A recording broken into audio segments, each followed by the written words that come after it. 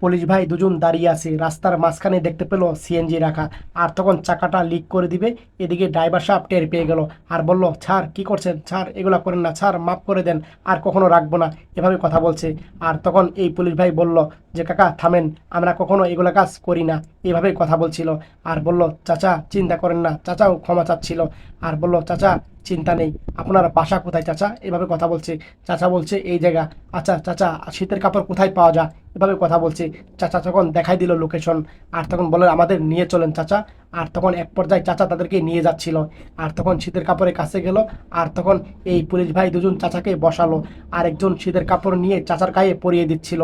আর তখন চাচার কাছে পরানো হইলে আর জিবারটা লাগিয়ে দিল। আর তখন বলল, চাচা এটা আপনার। আর তখন এই ভাইকে টাকা দিয়ে দিল। আর চাচাকেও কিছু টাকা দিয়ে দিল। আর তখন তারা বলল, চাচা এখন আসেন।